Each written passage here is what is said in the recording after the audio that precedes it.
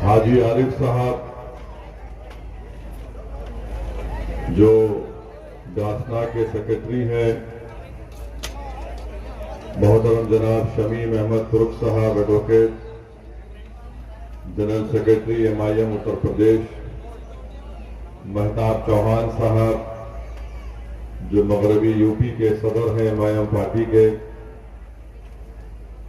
जनाब महताब अली साहब जिला सदर गाजियाबाद, हाजी फहीम साहब जिला सदर हापुर MIM,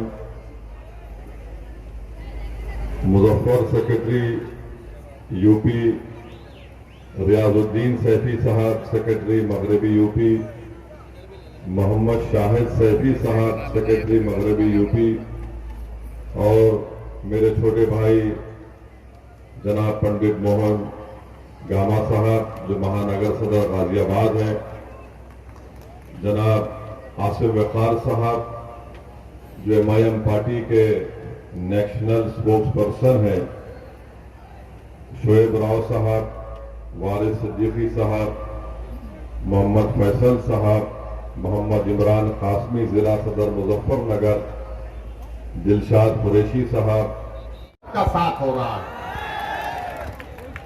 उत्तर प्रदेश में जहां से प्रधानमंत्री MP है, उस प्रदेश में 58,365 मुसलमान हायर एजुकेशन में ड्रॉप आउट है। क्यों आपने स्कॉलरशिप नहीं देते? और बोले जाते और फिर अखिलेश यादव, बहुजन समाज, ये कांग्रेस नए ओवैसी वोट काटता है। अरे इसमें क्या है बताओ? तुम मुंह क्यों नहीं खोलते इसके बारे में? एनकाउंटर हुआ तो मुंह नहीं खोलते। मगर मेरे अजीज दोस्तों और बुजुर्गों, इसीलिए हम आपसे कह रहे हैं कि आपको अपने जमीन से अपने नेता को बनाना। मैं दासना को आया, यूपी को आया, आता रहूंगा। आप जो फैसला लो मैं तो आता रहूंगा। अगर आप इसको कहेंगे कि ये एक तरफा मोहब्बत है तो यकीनन एक तरफा मोहब्बत है। मैं आपसे कुछ नहीं चाहता हूं, मैं सिर्फ ये चाहता हूं कि आप एक सियासी ताकत बनिए, अपनी एक सियासी आवाज को मजबूत बनाइए। याद रखो, आसमानों से तो उतर कर आने वाला नहीं है, जमीन से आपको अपना नेता बनाना पड़ेगा। मैं अपने आप को नेता बनाने नहीं आया हूं। मैं चाहता हूं कि आपकी आवाज, आपकी वोट की ताकत और अहमियत बने। आप बताओ कि क्या हो रहा है उत्तर प्रदेश में। अब तो महिलाओं को लेडी डॉन मीडिया लिखती है। महिलाओं को दिखाकर मीडिया दिखाता है लेडी डॉन। अब वो दिन दूर नहीं है कि जब एक 12 साल के बच्चे को बताया कि कहा जाएगा ये बच्चा डॉन,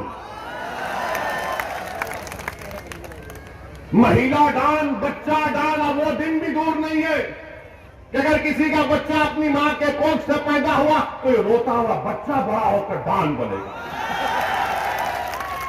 मीडिया को रोटी सेकना है। और भारत के प्रधानमंत्री तो माशाल्लाह उसमें तेल डालने का काम करते हैं। केरल में एक पिक्चर रिलीज हुई और उसके ऊपर प्रधानमंत्री कह रहे हैं भाइयों बहनों पिक्चर देखो। अरे देश के प्रधानमंत्री हैं आप या तो पिक्चर के प्रमोटर हैं आप? मानता हूं कि भारत के प्रधानमंत्री की तरह कोई एक्टिंग नहीं कर सकता। अखिलेश भी कोशिश कर रहे हैं मगर फ्लॉप हो रहे हैं। वो कांग्रेस के नेता जो पूरा देश फिरे वो भी कोशिश किए मगर इनकी एक्टिंग के सामने सब फ्लॉप हो रहे हैं। मैं तो समझता हूं कि दुनिया के जितने फिल्म स्टार हैं वो खुश होते हैं कि भाई वो इसको यही रखो, यहां आ गया तो हमारी दुकान बंद। अब भारत के प्रधानमंत्री रहकर बोलते हैं पिक्चर देखो, मैंने माफिया को खत्म कर दिया। अरे माफिया को कहां खत्म हो रहा है? अरे ये तो बताओ कि आपके बीजेपी में कितने ऐसे माफिया नेता बैठे हैं, उन पर फूल बरसाए जा रहे हैं, उनको आप अपनी सत्ता में रहकर अपनी छत्र छाया में उनकी हिफाजत कर रहे हैं, और जो कोर्ट से मुल्जिम करार दिया जाता, जिसके हाथ में जंजीरें होती है, तो पुलिस की मौजूदगी में उनको लोग आकर उनके सर पर गोलियां चलाकर उनकी हत्या करके चली जाते हैं, और मुख्यमंत्री बोलते हैं कि मैंने माफिया को मार दिया। मुख्यमंत्री आपकी पुलिस है। उत्तर प्रदेश की पुलिस की कस्टडी में 2 प्रिजनर्स हैं, और उनको आकर सर पर गोलियां मारकर, और मारने वाले पूरी तैयारी के साथ आए थे, मारकर हथियार फेंककर पुकारते हैं सरेंडर सरेंडर, और जेएसआर का नारा। मैं उन पुलिस वालों से मेरा एक सवाल है, अगर वो जेएसआर का नारा नहीं लगाते और तकबीर बोलते तो निकाल कर उनको वहीं भून देते थे। ये कौन सा आपका इंसाफ है, बताओ आप। और मुख्यमंत्री बोलते गोली का जवाब गोली से देंगे, तो वहां पर क्या हो रहा था, गोली का जवाब जबान से भी नहीं दे पा रहे। आपकी कस्टडी में किसी की हत्या हो जाती, छोड़ दिए थोड़ी देर के लिए, उन मुल्जिमिन का नाम अतीक और अशरफ था, मगर आपकी कस्टडी में थे, आपने उनको नहीं बचा पाए, और आप बड़े बड़े बुलंदबान दावे कर रहे हैं हम ऐसा कर देंगे। अरे तुम्हारी कस्टडी में जो प्रिजनर है तुम उसको नहीं बचा पाए, और मैं कह रहा हूं कि एनकाउंटर चाहे किसी समुदाय का हो, उसका नाम कुछ भी हो, एनकाउंटर से लोकतंत्र कमजोर होता है। एनकाउंटर से लोगों का विश्वास लोकतंत्र में, जमहूरियत में कम होता है। एनकाउंटर से कोर्ट जो कानून और इंसाफ के ऊपर अगर कोई इंसाफ करना है तो कोर्ट का काम है। जनता का एतमाद कोर्ट से कम हो जाएगा, जनता का एतमाद पुलिस से कम हो जाएगा, क्योंकि अगर कोई सत्ता में बैठकर ये तय करेगा कि कोर्ट फैसला नहीं देगा, मैं गोली से इंसाफ करूंगा, तो जमहूरियत खत्म हो जाएगी। कि आप हमारा साथ दो, मुस्लिम समाज हमारा साथ दो, दलित समाज हमारा साथ दो, तो हम कामयाब हो जाएंगे। आपने वोट दिया तब भी बीजेपी कामयाब हो गई। यकीनन बीजेपी को हराना है, मगर समाजवादी पार्टी उत्तर प्रदेश और दासना से बीजेपी को नहीं हरा सकती। अगर दासना से आज अगर कोई योगी आदित्यनाथ को, नरेंद्र मोदी के दांत को खट्टा कर सकता है तो उसका नाम हाजी आरिफ है। तो मेरी आपसे गुजारिश है कि आप अच्छा फैसला लेकर हाजी आरिफ को और एमआईएम पार्टी को कामयाब करिए। आज अखिलेश यादव का मामला आप देख रहे हैं कि मुझे अभी बताया गया कि मीरठ को गए थे, और मीरठ में कहां पर कैंपेन करते हैं, जो पूरा का पूरा उस वार्ड में जाते हैं जो अल्पसंख्यक समाज मुस्लिम बाहुल इलाका है। अखिलेश यादव सिर्फ वहीं पर कैंपेन करने के लिए जाते हैं, और जब वहां पर गए तो अखिलेश यादव के मुंह के सामने खड़े होकर मीरठ के उन गयूर लोगों को मैं सलाम करता हूं जिन्होंने अखिलेश यादव के सामने खड़े होकर उनके मुंह पर कहा कि मजलिस इत्तेहादुल मुस्लिमीन जिंदाबाद, मजलिस पार्टी जिंदाबाद। तो अखिलेश यादव गुस्से से लाल पीले होकर अपनी गाड़ी में बैठकर वहां से भाग जाते। तो अखिलेश यादव को मालूम हो गया कि वो जो झूठ बोल रहे थे मजलिस पार्टी के ताल्लुक से, उत्तर प्रदेश की जनता, मगरबी यूपी की जनता, मीरठ की जनता, और मुझे मालूम कि दासना की जनता भी उनके झूठ को उनके मुंह पर तमाचे के तौर पर मारेगी और सच्चाई को कामयाब करेगी। तो मेरे अजीज दोस्तों और बुजुर्गों, मैं दासना की सरजमीन से मीरठ की जनता से भी अपील करूंगा कि आप मजलिस के मेयर के उम्मीदवार को और पार्षद के तमाम उम्मीदवारों को आप कामयाब करिए।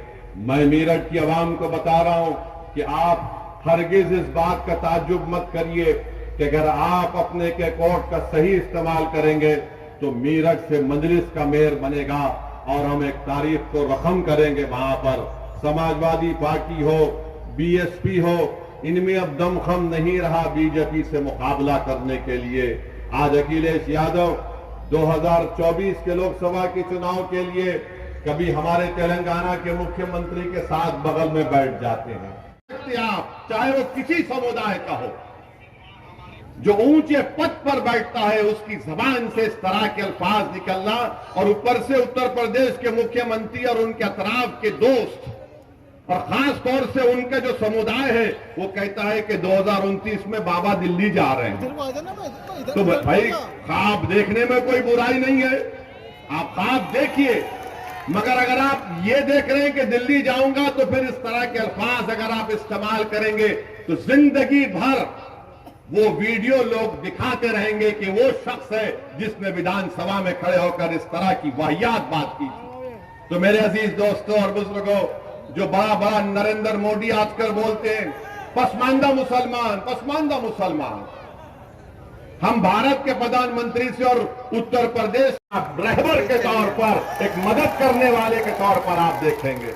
वो गलती मत करिए जो आपने विधानसभा के चुनाव में की थी और आपने समझा कि अखिलेश भैया भाजपा को हराएंगे।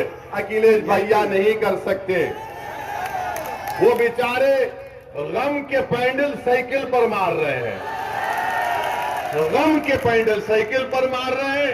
उस साइकिल के टायरों में एक नहीं 3-3 पंक्चर हाजी आरिफ कर चुके हैं।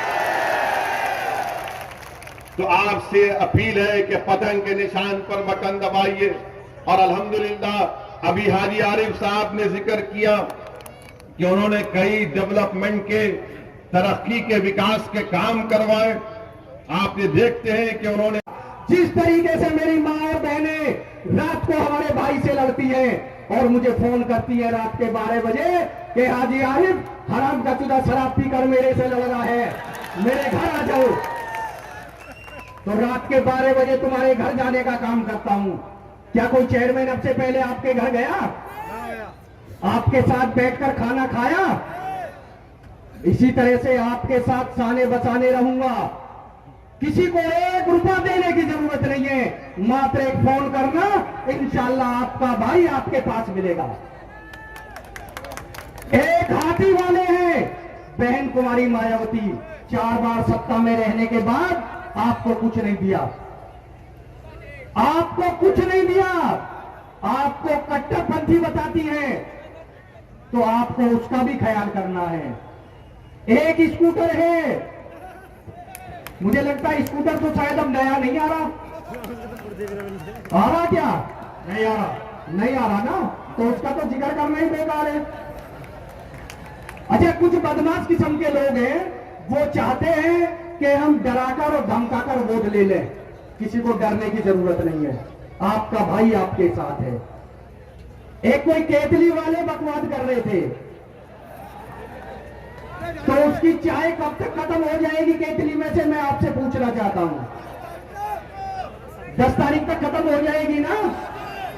चलिए, ऐसा है, आप लोगों से गुजारिश करता हूं कि समय कम है और हमारे राष्ट्रीय अध्यक्ष, कभी कभी मौका मिलता है, मुझे तो आप लोग सुनते रहते हो, तो मैं अपने राष्ट्रीय अध्यक्ष को मौका देना चाहता हूं। आप लोग बड़े इत्मीनान के साथ, जितने इत्मीनान के साथ आप लोग खड़े रहोगे मेरे सदर बैरिस्टर असदुद्दीन ओवैसी साहब, उतने इत्मीनान के साथ आप लोगों से मुखातिब, जितने भी यहाँ पर प्रत्याशी लड़ रहे हैं, आप सभी को भली भांति जानते हैं, मुझे किसी को बताने की जरूरत नहीं है। 15 साल एक ही परिवार के आदमी ने राज किया और 15 साल के अंदर डांसने की एक एक सड़क टूटी हुई मिली। मैं आप लोगों से ये पूछना चाहता हूं, जब हज्जन अंसार को आपने 2017 में नगर पंचायत की कमान सौंपी थी, तो एक भी सड़क डांसने की बनी हुई नहीं थी। कोई रास्ता ऐसा था जो बना हुआ था? मैं आप लोगों से ये पूछना चाहता हूं कि उस रास्ते का नाम बताओ जो चेयरमैन साजिद हुसैन के समय का बना हुआ और आज कहीं डांसने के किसी कोने पे बच रहा हो। 15 साल के अंदर ये लोग आपके कस्बे की सड़क नहीं बना पाए। 15 साल पहले 204 फ्लैट नगर पंचायत डासना में बने थे, लेकिन ये डीएम साहब को गुमराह करते रहे और ये कहते रहे कि डासने में कोई गरीब आदमी नहीं है। उन 204 फ्लैटों को बांटने का काम हज्जन अंसार और हाजी आरिफ ने किया।